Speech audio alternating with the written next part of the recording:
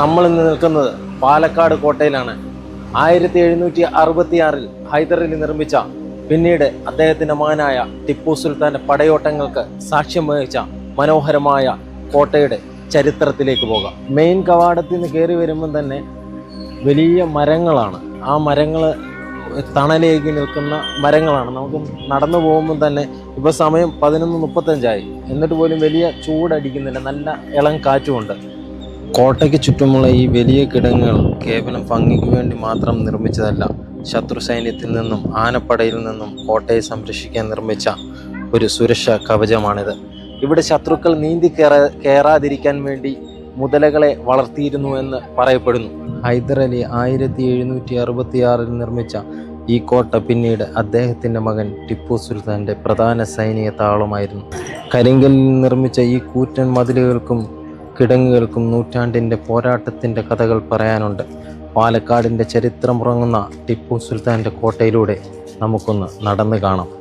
നൂറ്റാണ്ടുകളുടെ ചരിത്രവും പോരാട്ടങ്ങൾക്ക് സാക്ഷ്യം വഹിച്ചിട്ടുള്ള പാലക്കാട് ടിപ്പുവിൻ്റെ കോട്ടയിലേക്കാണ് നമ്മൾ പ്രവേശിക്കുന്നത്. കവാടം കടക്കുമ്പോൾ തന്നെ അനുഗ്രഹം ചൊരിഞ്ഞുകൊണ്ട് ഹനുമാൻ സ്വാമിയുടെ സാന്നിധ്യം, ചരിത്രവും വിശ്വാസവും ഇഴചേർന്ന് പാലക്കാട് കോട്ടയിലേക്ക് നമുക്ക് പ്രവേശിക്കാം.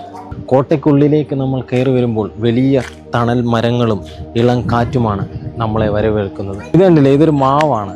ഈ മാവ് വളർന്ന് അതിൻ്റെ ഒരു ശിഖരം ഇവിടേക്ക് വന്ന് ഭൂമിയിൽ തൊട്ടു. എന്നിട്ട് ആഴത്തിൽ വേരുകൾ ഭൂമിയിലേക്ക് ആഴ്ന്നിറങ്ങിയിട്ട് അവിടെ നിന്ന് പോയിരിക്കുകയാണ്. 2 ശിഖരങ്ങൾ, 2 മരങ്ങളായിട്ട്.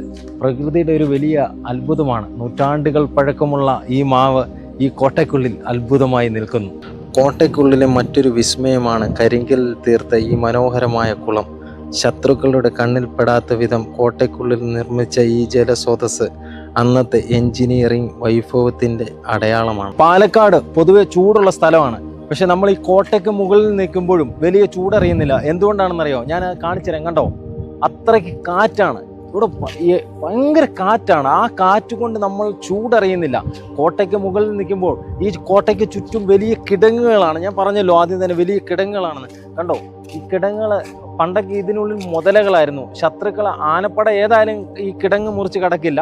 പിന്നീട് ശത്രുക്കൾ ഇങ്ങോട്ട് കടന്നു കയറാതിരിക്കാൻ, നീന്തി കയറാതിരിക്കാൻ വേണ്ടി മുതലകളെ വളർത്തിയിരുന്ന കിടങ്ങുകളാണ് ഈ കാണുന്നത്.